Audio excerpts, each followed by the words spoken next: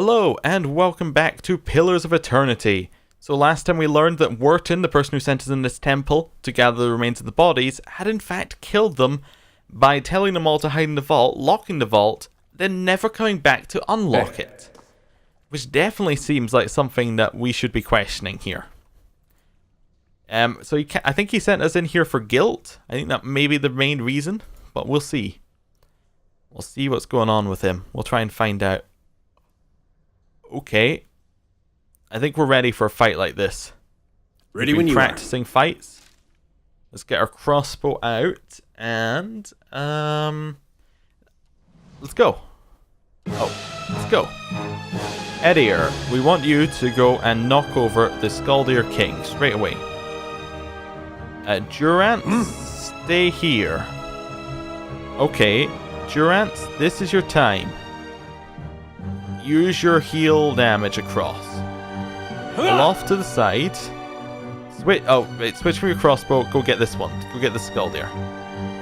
Actually, stay back, because I just realized what we're going to get Aloft to do. We're going to get him to shoot fire. So, if we get him to shoot fire, one step back. Get him to shoot fire across like this. That's definitely good. Right. Let's use another ice lance across. And Aloth, you'll use more fire. There we go. Definitely heal, Eder. Oh wow, the death and destruction we're getting Just here. Say the word. Right, go blind this one. Now your job, Eder. What do you want you to do? Probably want you to just... I don't know, damage reduction? I guess just go hit it. And you can start using your raw damage. There we go. Bit more raw damage. The two Crusader Kings. There are indeed two Crusader Kings. Right, want you to knock down this one. If possible. Aloft hit. Second wind. Yeah, use second wind. Eder. You knocked down that one, so likely you just knock down the one behind you. There we go, it's dead. Now, we want to move all the way out there. Alright, so we want to move all the way out here. We want Eder to attack it. We want Durance to attack it. We want Aloft to attack it. Go. Aloft to attack it.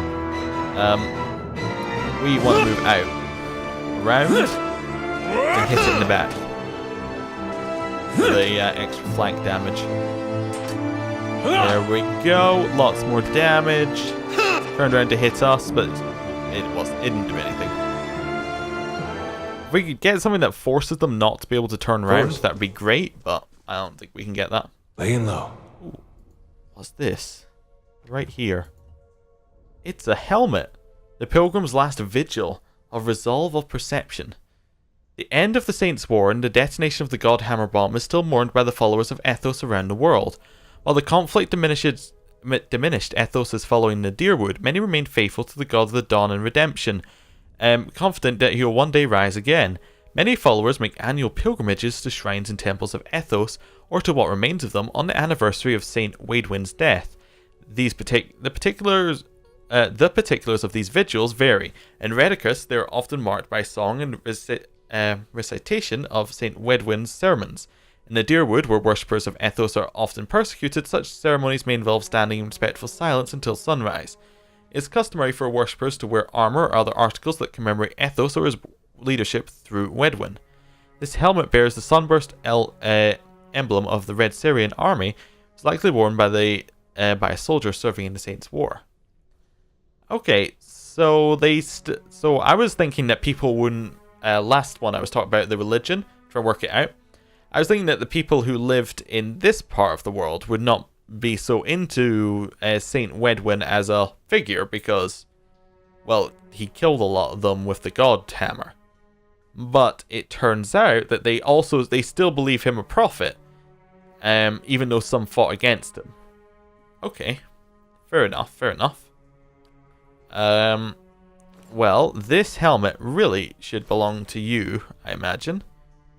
There you go. Have a lovely helmet. It looks very silly on you, but you can have it. You're the only one who uses armor, really.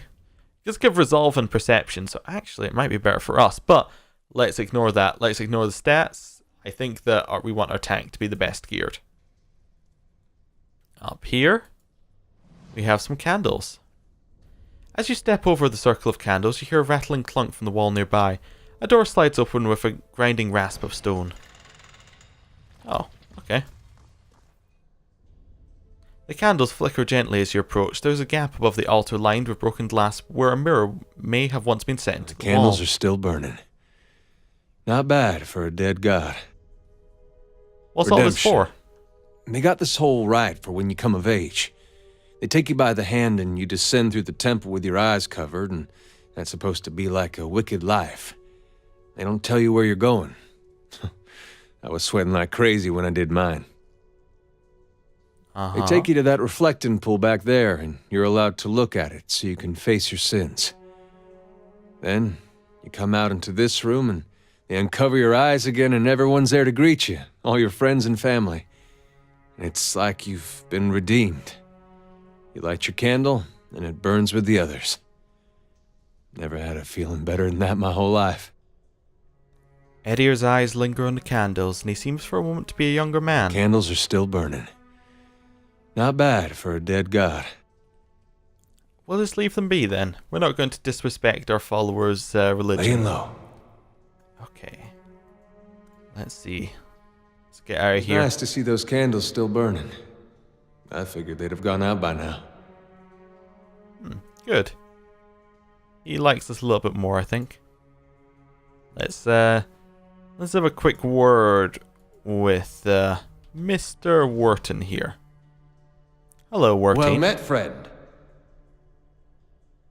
Warton smiles nervously as you approach. I think I've sorted out the worst of it. Arm's hurting a little less. He hesitates. You were down there a while. Did you find anything? His eyes dart constantly around the ruins. How do we want to handle this? Let's start with, you lied to me. You lied to me. What? Warton grins uncertainly. I was clear about everything. The risk involved? What do you mean? I said there would be spiders, and I'll pay you a lot, of course, for the trouble. We don't have resolve or might, but we have perception. You're very nervous for an honest man. Something weighing on your conscience, maybe? Warton opened his mouth to protest, but something in your expression stops him. He swallows nervously and looks away. His voice, when he speaks, is small. How did you... How could you betray them? They trusted you. Warton makes a strange wounded noise. Betrayed? I was never one of them. Mad followers of the shattered god. If I could have chased them all out of town, if I... You don't understand. I tried to help them. I did. Every single day. I went to that temple. I warned them. I told them that they were playing with fire and Redrick wouldn't be patient forever. And every time they'd shrug it off, like I didn't know what I was talking about, like it wasn't costing me coming in and out trying to help them. I could have been arrested right alongside them. My intellect tells me that you worked for Redrick? Did he? Okay. Oh, it was Redrick didn't want to kill them all either. Oh. You worked for Redrick. Warton gives a bleak laugh.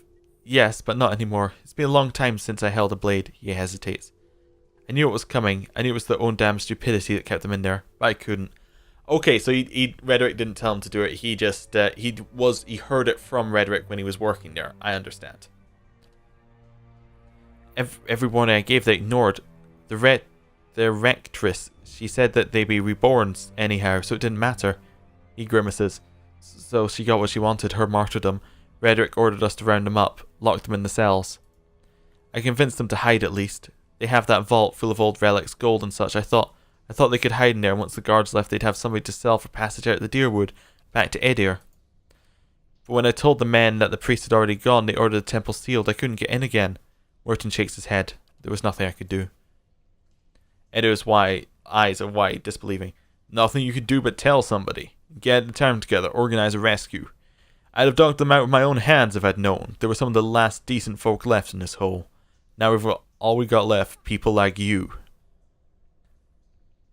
Why did you send me down there?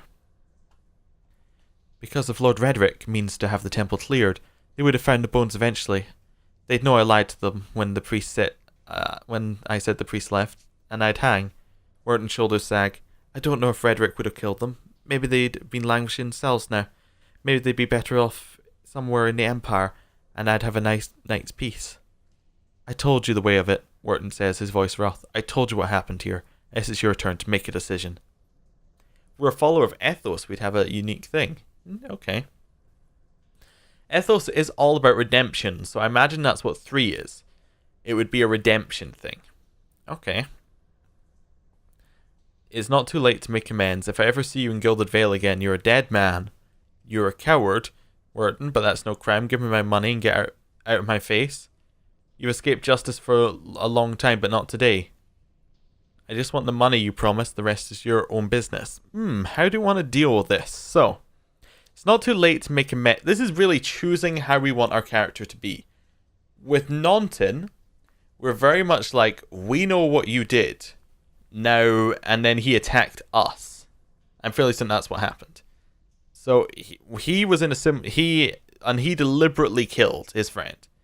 Here, this guy went in with some good intentions, but he was a bit too craven to actually do what he needed to do. He was a bit like he went in with good intentions originally, but he may have doomed them all with his plan. Okay. So I can say he's a coward, but that's no crime. Give me my money and get out of here. I see you can go to the Vale again. You're a dead man? I don't really... That's not really where we want to go, I think. Too late to make amends? Do you want to give him the chance to make amends? I don't know where that would lead. I think I'm leaning between amends or attack. I just don't know which way we want to go.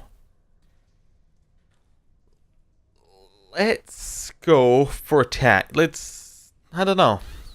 Amends, I get. Okay, so our character is meant to be like this person seeking out knowledge and things like that. If we go around killing everyone, we're not going to get as much knowledge. Like, we're not going to get as much knowledge. We're not going to get much information out of people. But if we go around saying you can make amends, we can maybe get them to do other things, and then we get more knowledge out of them later. So maybe we'll be more forgiving, I think. So it's not too late to make amends. Warton lets out the breath he was holding. I'm not sure that's true. It's been years. What am I supposed to do? Bury their bones, try to lead a better life than you have so far, or I'm not great at the redemption business personally. Yeah, let's kind of shrug. Let's be, it's not too late to make amends, but then, I don't know. Depends how we want to do. I think, maybe we'll be a little bit judging. Bury their bones, try to lead a better life than you have so far. Warton looks at the remains. He runs a hand through his hair, letting out another ragged breath. I can do that. I can. I'll lay them to rest and try to do right by them somehow. We gave him the dead priest's bones. Thank you, truly, for what you've done. Given me a second chance. I'll put it to good use. Okay, and we have finished our quest. Well, we're going to head out to the inn, I think. And then we're going to talk to Durance and we're going to talk to Eder. See if they have anything to say about that little encounter. Durance will have stuff to say because we had a long rest. Eder might have stuff to say because it was directly relating to him. Hello. Okay. Hello. Let's have another room. We'll talk to all three if we've got options. Let's talk to Eder first. See if he has anything to say. I hope that old watcher's still there. Been years since I heard anything about him. What does he want to ask this watcher in Cade New? Just some things about the past, about the war. I think I missed an opportunity to find out what I want to know. That old watcher, though, he opens up some new possibilities. I want to ask something about you, if you're sure. What did you do before this? Other than the war, I never strayed too far from where you found me. Farming, mostly. I was never much for cities. Never learned a trade. In my younger days, I thought I was going to go preach the word of Aethys, just in our temple there. My parents encouraged it. I made so much trouble for them growing up. They used to say it'd be best if I got in good with the God of Redemption. Of course, us blowing him up probably didn't help my chances there. But if anybody'd forgive you for blowing him up, it'd be Aethys. Why did the people of Gilded Vale really try to kill you? They did. It was strange timing, because we just won the war. They celebrated when I came home. There was music and dancing. Trumbull used half his grain making this big honey cake. I still dream about that cake. Like having the best lover of your life, but only for one night. And they were all sorry to hear about my brother. Took a while for word of the purges to reach us. Aethasians being murdered in the streets. Cold morn and the like. No way would they let something like that happen in Gilded Vale. That's what they all said. But the weeks went by and the purges spread. Pretty soon they weren't so sure my brother fought for Dyrwood. And they weren't so sure I did. Caught me by surprise after all the celebrating. Should have seen it coming after the tailor said he was going to fit me for some new clothes, but then all he wanted was my neck measurement. Really? Nah, not that last part. But you had to think about it. Says a lot about the place I've been calling home all these years.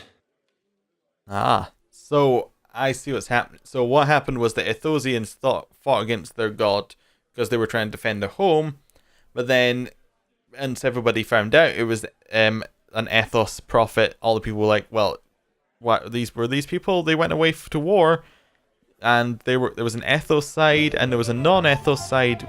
Why would they be fighting for the non-ethos side? I understand. Also, this music just got very jaunty. Why did you stay in for so long in a town that hated you? I'm sure my parents are still wondering the same thing.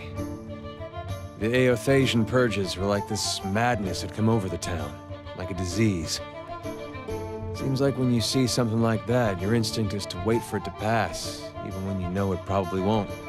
The family whose farm I worked on, they had a little hollowborn girl. And they heard the Animancers had this cure, the salvation it was called. They went running. This salvation, they were putting animal souls in children. You might have heard about it, giving them enough personality to care for themselves. You can guess how that turned out. Matter of time, the children broke down, became wild things, monsters. Oh, were those the things we found on the beach? Were those like former children who had been given animal souls? That makes sense. Like the ones that we found for not the Zurups, but the ones we found further down, the Gulls, I think. We're gonna have to go over there, kill some, and find out from our bestiary. Anyway, these farmers put their family dog's soul in their little girl.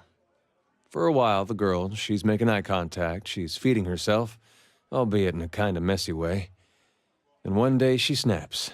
They found her gnawing on her brother's bones. Had to chain her up, put her in a cow pen. Well, the mother, she wouldn't have anything to do with the girl after that. But the father, he'd visit every day, feed her chickens, toss water on her once in a while to get the dirt off. Most of the village, they'd whisper about him. Poor man, they'd say, sick with grief. He was just waiting for his daughter to look up one day and recognize her papa. He was waiting for her to get better. Didn't understand that at the time, of course, but these days I think about him a lot. Do you have any family left? Just my parents now. They took a ship back to Eder when the purges started. Wanted me to go with them, but I didn't see things like they did. Been a long time since I've seen them. I really should visit, but for some reason I haven't felt much like leaving home. Good thing they chased me out, or I might never have left. Okay, I want to ask you about something else. Oh, I see what this was a very non-hidden metaphor, but he was thinking about the guy a lot with the girl he was just hoping to get better. He was thinking about the town. Okay, yes. And that's why he's staying here, was hoping the town would get better. Okay, tell me about Ethos. Makes two of us. Ethos, I guess. What is there you know about If you're Ethos? looking to find religion, maybe you want to start with a god that hasn't been burned to dust, but I won't stop you. Aethys, he was a young man with a silver crown, carried a candle around with him. Sounds like I'm giving a bad eulogy here. He was a lot of different things to different people, I guess. Rebirth, redemption, light. Out in the country, he's gone. A farmer who helps out with all things past, seasons and people both. He watches over the weak, does gone. Season balance is made right. You could see why all the copulous rowdies round here might take a liking to someone like that. He was real popular here for a time. These days you won't find too many worshipping ethos in the open. It's hard to know who still does it in private and who's given up. Feels like I'm the last one sometimes. He smirks. If that's the case, he deserves all the mourning. Do you still worship him? In my way. I don't suppose he expects me to show up at his temple these days. Not much left to do for him other than keep his memory alive and keep hoping that he's just been playing a joke on all of us these past 15 years. As far as I know, he hasn't said anything to anyone since the Godhammer detonated. Why worship him then? He grimaces. Well, if it turns out he's not dead and I gave up on him, I'd have betrayed my god twice. Even the god of redemption's gotta have standards. I'd probably be reborn as a Fatamuna's horse. That's not really it, though. Not all of it, anyway. He casts a sidelong glance. Guess it's more that I still believe in the things he believed in. I just hope his death doesn't mean the death of all those things as well. Sometimes it looks that way. Why did you choose to worship him in the beginning, Raised then? that way. My family's been Aothasian going way back. Suppose it wasn't much of a choice at first. Don't know for sure why my family started worshiping him. Probably because of Gon looking after folks like us. He looks at you in the eye conspiratorially. Could just as well be my ancestor did something so bad only Ethos could forgive. It explains a lot about where I got some of my less respectable traits. Did you only worship him because that's how you were raised? There was something I genuinely liked about Aothas. Always. Like he understood people better than the other gods. Knew all our flaws and weaknesses and accepted us for that. Folks are at their worst when they're afraid. A god like Aothas, he made you realize there was nothing to fear. Made you a better person. Of course, he goes away for a few years and look what happens. What made you think Wadewind didn't speak for Aothas? Was his actions. I mean, not when he started his rebellion, and not even when he took over Raed Saris. It was when he sent his armies into Dyrwood. Up until that point, he was sticking up for his people. That's what Ethos did. That's what Aothas did. Sorry.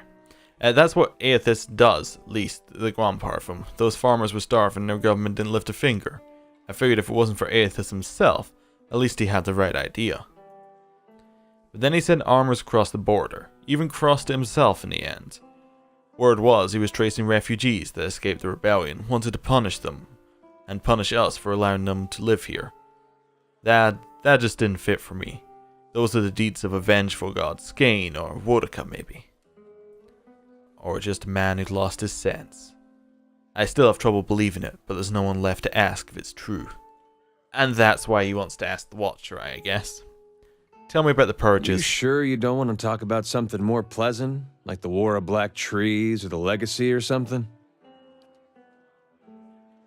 Is eye-opening, seeing how naked you are when you've got no god to protect you. The Saints' War was a hard time to be a Dyrwoodian. People thought it was the end times. They talked big about how much we're going to defeat a god. I don't think there was a man here to the White March who didn't think he was going to die. It does something to you thinking you're going to die at someone else's hands. There's a rage that comes, indignation. Imagine a whole country full of that. Could have been the Cold Morn that started it, town near the border. Let the Wadewind march right on through, rested Dyrwood, cursed their names till the end of the war. Some say it was the Eothosians there that persuaded the town not to oppose the army. Others say it was just cowardice. It was like the Legacy that way. No one knew the real reason, so they picked whichever one best suited what they wanted to believe. Either way, the town was burned before the first ashes of Aothas hit the ground. It felt good for the people here to be in control after being so helpless. So the fire spread. A lot of Eothosians went the way of our god. There were claims from the Church of Magrin that she'd actually commanded the purges. I found that hard to believe. Sounds to me people doing what they wanted, wrapping their god around it like she was a cloak. Then again, that's what I thought about Waidwin. Let's ask What's about on something your else. mind? Actually, I think we've exhausted him. Okay, he had a lot more to say than I thought he would. We're going to talk to Loth first, see how much he has to say. I don't think he'll have to say much else. And then we'll talk to Durance last. He has nothing else to say. Okay? Durance.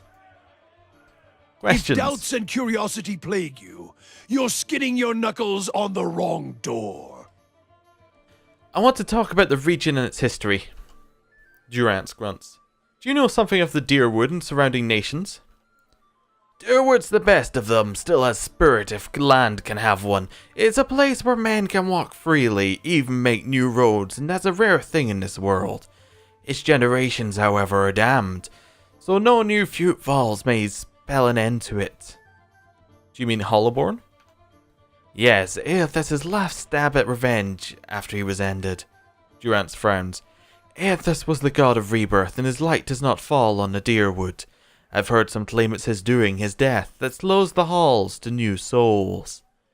He scoffs. I don't believe it. The problem is closer than that, and as always involves women and men. They're always circling within and without. The Valian Republics, Red Ceres, the Saints' War, one-bladed spiral, shredding everything around it. How do you feel about the Valian Republics? Durance snorts. Fortune seekers garbed in robes of office, manipulators, traitors, and traders. All. Interestingly, that you could have two different options if you were Old Valia. I assume one is I like Old Valia and one is you don't, but I like that. You don't hold them in high regard? Any country so obsessed with style might as well be wearing scarves over their eyes. Keep vigilant, or they'll turn you into slaves as soon as the ink dries on the trade treaty. The Dyrwood and all its eternal riches are too tempting, especially if someone else tames the country and face painters for them. Face painters? Durance waves his hand dismissively. Tribes, Glanfathans, cluster around ruins like flies. What about Red Ceres? Durance's face flushes, and a sheen of sweat forms on his brow. Too many adjectives, that so-called nation, civil unrest, economic collapse, all that tinder, just needing the right spark. Some farmer shows up and takes God into himself, and then takes a crown on his head. This divine kingdom he tries to set up goes around about as well as you'd expect. A trickle of sweat runs down the side of Durance's cheek and sinks into his beard. Suddenly the population of heretics goes up by about half, and Aethys starts turning his blood-stained gaze to every blasphemer he can find. Cleaning house is one way to put it. His face darkens, his eyes narrow. Purge is another. Put them and their god in their place, though with enough force to kill that damned country too. So, not a supporter of the country of Red Ceres. Aloth passes by casually, muttering under his breath, Surely you know where this is going by now. It's not a country, it's a gathering of cowards.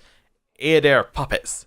They used to be an optimistic bunch, a bright bunch. Durance laughs at bright, as if it was a private joke.